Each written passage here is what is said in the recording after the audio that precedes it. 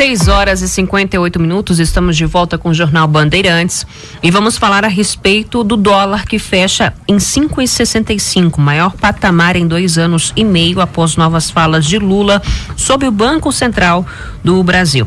Esse foi o maior patamar da moeda americana desde 10 de janeiro de 2022, quando custava R$ 5,67.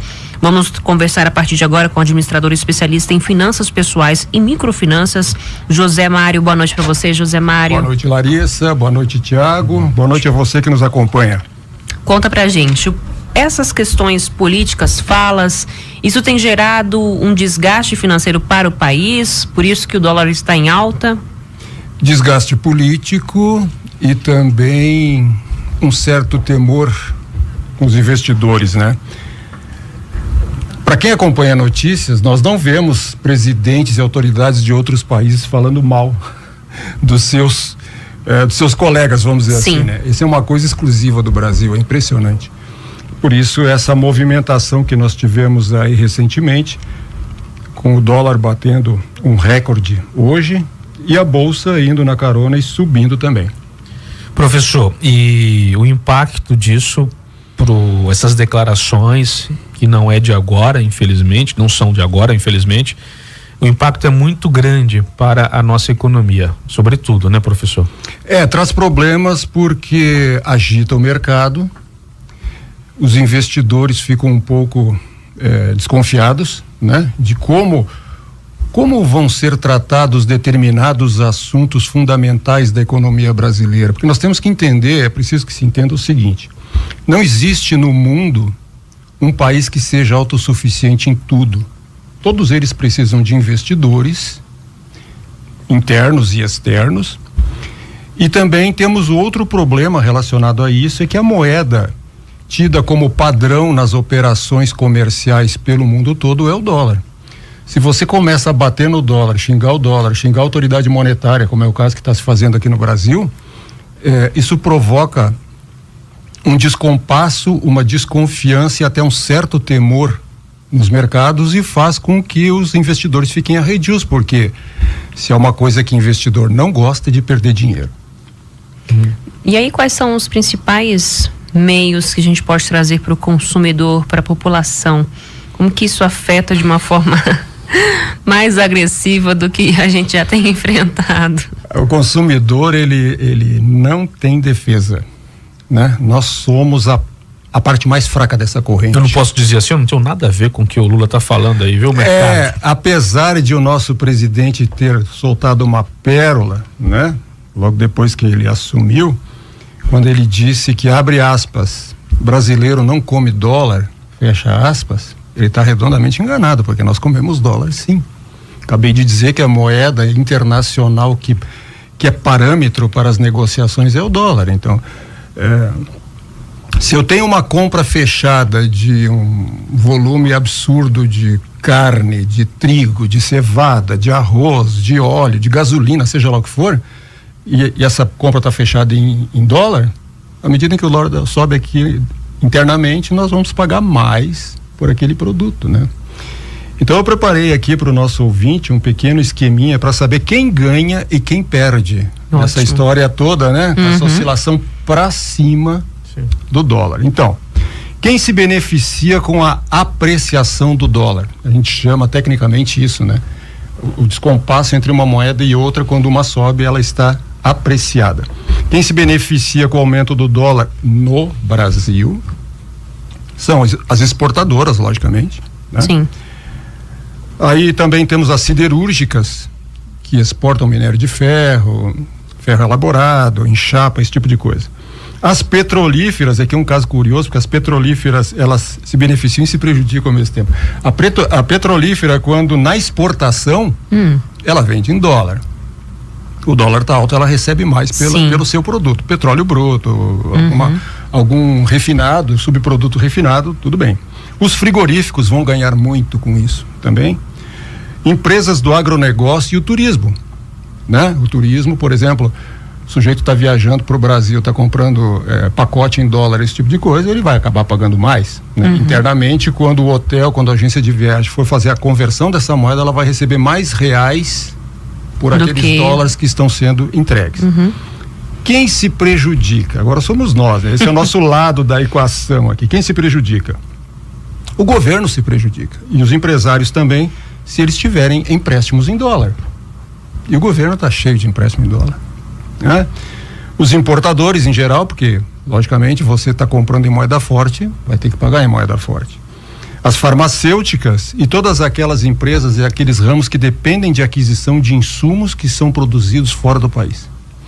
Esses sais para produzir remédio, esse tipo de coisa, tudo vem de fora. Boa parte disso vem de fora. Então, teremos um problema e possivelmente poderemos ver também a oscilação de preço em alguns itens aqui já no curtíssimo prazo. Sim, né? Você falando, desculpa te cortar, José Mário, mas a questão da carne, por exemplo, ganha-se, né, vendendo se para fora, mas quando é para nós, isso aumenta de uma forma... Exatamente.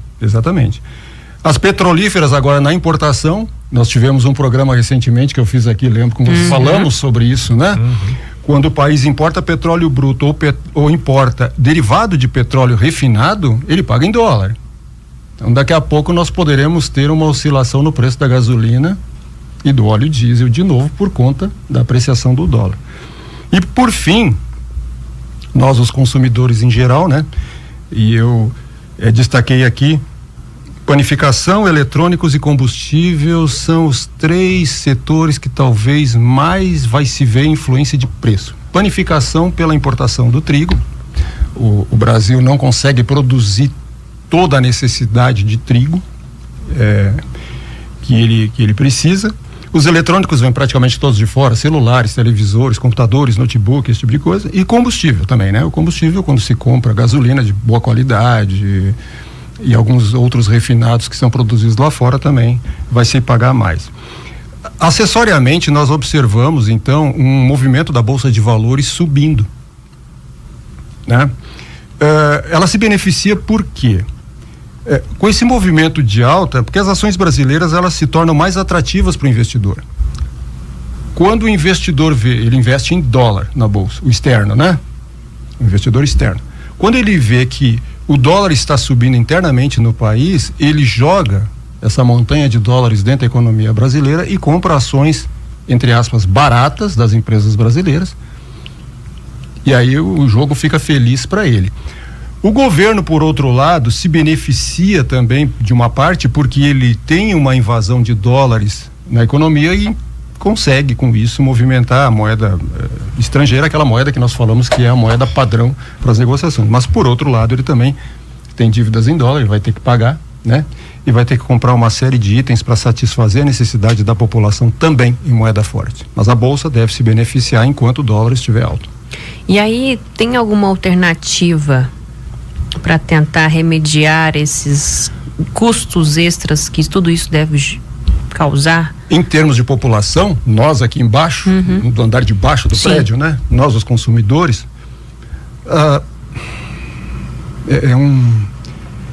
é uma situação que chega a dar dó, né? Porque nós não temos aumento salarial há muito tempo. O que se tem são reposições que muitas vezes não conseguem cobrir a perda do poder aquisitivo do real. Então, quando você diz assim, tivemos agora um caso recentemente no governo federal, uma greve de servidores públicos, o governo bateu o pé e disse que não ia aumentar o salário, os caras tiveram que encerrar a greve. Quer dizer, isso é usual, está acontecendo e acontece também na iniciativa privada. Então, partindo do princípio que o salário da população não aumenta em função da oscilação do dólar, nós temos que encontrar alternativas para tentar combater isso. A primeira delas é você começar a substituir produtos que estão subindo em função desse problema. Biscoito, café, aqueles produtos que nós tivemos já uma previsão de quebra na produção, né? Tivemos o problema do Rio Grande do Sul, então o arroz, já boa parte daquela safra já havia sido colhida, mas tivemos uma pequena quebra, né? Temos problemas também aí com a laranja. Agora recentemente, estava ouvindo falar sobre isso, realmente. Tanto fruta quanto suco de laranja, o tombo foi grande, não foi pouca coisa não. Então nós temos uma tendência de ver que o preço do suco de laranja no supermercado deve subir. O leite, Mais uma vez? Mais uma vez, em função dos insumos, né? Ração, essa coisa toda. Boa parte disso pode vir de fora, mas também, como o preço da carne subiu, sim, tudo que vem do bovino aumenta o preço mais ou menos no mesmo patamar. Então, a recomendação para a população é sempre a mesma. Se a dona de casa começa a ver esse tipo de movimentação, ela tem que começar a substituir. Nós temos que trocar produtos por outros que sejam mais baratos. Pode ser um movimento de curto prazo, momentâneo, sim, mas ele é necessário para defender o poder aquisitivo da população. Mas mesmo assim, quando é um curto prazo, né, questão momentânea, a gente sente bastante, né, para poder fazer essa reorganização financeira dentro de casa, né? Olha, eu vou dizer uma coisa para vocês como consumidor. Eu tô bem assustado com os preços que a gente vê no supermercado. Sim. De compra em compra você está vendo uma diferença brutal no fechamento da fatura, é uma coisa absurda. Então qual é que é a manobra? Você joga para cá, joga para lá, não vou levar isso aqui não é tão necessário, vou deixar para trás, aquela coisa toda. Diminui a quantidade. Mas isso também tem um limite, né? Principalmente famílias que têm crianças, que têm filhos. Nem sempre dá, né, professor? Pra gente substituir, chega tem como o senhor falou mesmo, tem um limite. Chega um ponto que, olha, não tem o que fazer, tem que levar, ou então vai morrer de fome, ou até fazer uma bobagem que é muito pior. Sim. E aí, professor, a tendência é essa, o senhor falou em uma das suas respostas que o mercado acaba percebendo esse aumento do dólar internamente, Brasil. Sim. E aí é onde ele vai começar a comprar o dólar, porque está percebendo que há uma tendência de crescimento, de aumento da moeda, e isso faz com que a gente, e aí a pergunta é essa, faz com que a gente imagine que é uma tendência para demorar um pouco, né? E aí os problemas vão se agravando, é isso mesmo a leitura de agora? Esse tipo de dano, porque isso é um dano provocado por uma alta autoridade do país. Esse tipo de dano é altamente nocivo e de difícil contorno. Você não tem como contornar isso. Você vê um presidente da República brigando, discutindo e teimando com o presidente do Banco Central, sendo que ele não está, com todo respeito ao nosso presidente, ele não está acostumado a trabalhar num ambiente democrático. Eu quero lembrar para o nosso ouvinte, independentemente de preferência política e eleitoral aqui, no governo do presidente Jair Bolsonaro foi feita uma mudança vital na estrutura do Banco Central. Ele deixou de ser um órgão de governo para ser um órgão de Estado. Então, o que isso significa? Que o presidente do Banco Central, ele não vai ser demitido porque trocou a tendência política na presidência da República, que é o que está acontecendo agora com o presidente Campos Neto, né? Existe uma pressão, uma briga absurda do presidente da República, o partido que ele representa e toda a bancada no Congresso, inclusive forçando para que o presidente do Banco Central renunciasse ao cargo. Por quê? Porque daí o presidente Lula indicaria alguém que teria que passar pelo crivo do Congresso, aquela coisa toda, e ele não perderia, entre aspas, esse tempo com o Campos Neto mexendo nos interesses dele, né? Esse tempo existiu até o mandato anterior. É passado, a gente tem que entender que isso é passado, isso é modernização. Porque pensa comigo o seguinte: se cada vez que trocasse o governo e na troca desse governo a tendência ideológica, e se mudasse todo o primeiro escalão da estrutura do funcionalismo público, que bagunça! Não funcionaria. Para 4 anos. Os 2 primeiros anos eles são gastos para os novos ocupantes dos cargos se inteirarem do que está acontecendo. Você não pode mexer em todo mundo, porque o segundo e o terceiro escalão é quem realmente trabalha e quem realmente dá suporte para o escolhido politicamente, né? Então já se conseguiu debelar esse problema no âmbito do Banco Central, mas tem algumas tendências políticas que não se agradaram, né? Mas não tem muito o que fazer. Eu sou um fã de carteirinha do presidente do Banco Central. Quando ele assumiu, eu fiquei com o pé atrás, achei ele muito jovem, eu pensei que ele estava dando uma carteirada, porque ele é neto. Mas tem um neto que tem... Exatamente. É neto de alguém que não, e ele conhece também do ramo, tem, né? Muita estrutura, muito conhecimento, é um camarada que tocou muito bem o cargo dele até agora. E é como ele disse, para que eu vou abrir mão do meu cargo se não existe força no país que me faça sair? É verdade. Então, quer dizer, vai cumprir o mandato. Ô, professor, a gente está caminhando já para o final, infelizmente passou rápido aqui a conversa, mas alguns empresários que estão longe de serem lulistas, petistas, reclamam também, fazem críticas ao Roberto Campos Neto por manter ainda a Selic, entre aspas, alta, a despeito de uma inflação controlada, um desemprego também, controlado.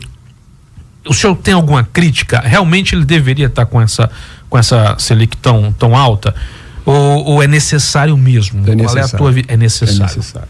É necessário porque imagina comigo o seguinte, todo esse quadro que nós pintamos desde o início do programa, né, movimentação de bolsa, de dólar, se você ainda tivesse uma inflação caminhando para perda de controle, subindo, porque o presidente da República quer que os juros fiquem baixos, né? E esse é um mecanismo político que se tem para conter o consumo. Então eleva os juros, você até pode comprar, mas vai ter que pagar um juro alto para comprar. Ou você espera até a economia se equilibrar. É a ferramenta que todos os países usam. Mas nós temos pessoas no governo que não entendem assim. Eles querem gastar sem serem cobrados pelos seus atos. Imagina a balbúrdia que se torna o país, né? Partindo de um governo que se elegeu dizendo que ia defender os interesses da população, isso soa estranho, porque o maior prejudicado, e a gente já falou sobre isso aqui, é sempre o elo mais fraco da corrente, a população. População, né? Acaba sendo prejudicado, que é lamentável. Sim. Algo a mais, professor, que o senhor quer acrescentar, que a gente acabou não perguntando? Lamentavelmente, nós estamos atravessando um período que tem que se ter muito cuidado, né? Muito cuidado. Viagens internacionais, se você não está muito bem financeiramente, procure se conter, porque você vai ter que comprar dólares para gastar lá fora, né? Compra de equipamentos mais sofisticados, mais caros, nós vamos também experimentar aumento de preço. Componentes de computador, esse tipo de coisa, também vai ter esse tipo de problema. E alguns itens básicos da nossa alimentação, idem. Então todo cuidado é pouco. Na verdade, a nossa vida é essa, né? Nós temos que cuidar de nós e também das atitudes que os governos tomam. Porque se a gente não cuidar, quando acordarmos, a situação vai estar muito feia. Pãozinho de queijo pode aumentar também? O senhor falou do pão, a gente tem trigo, né? Trigo a gente acaba exportando, milho, pão de queijo também. Queijo, laticínio, é um risco. Também, né? Leite. Pão de milho. Tá fácil. Professor, administrador, especialista em finanças pessoais e microfinanças, José Mário, sempre dando uma aula pra gente bem ampla tocante à economia. Sempre muito boa. Obrigado, viu, professor? Até uma próxima. Estamos à disposição. Uma boa noite a todos. Boa noite, intervalo. Daqui a pouco a gente volta. 7h16.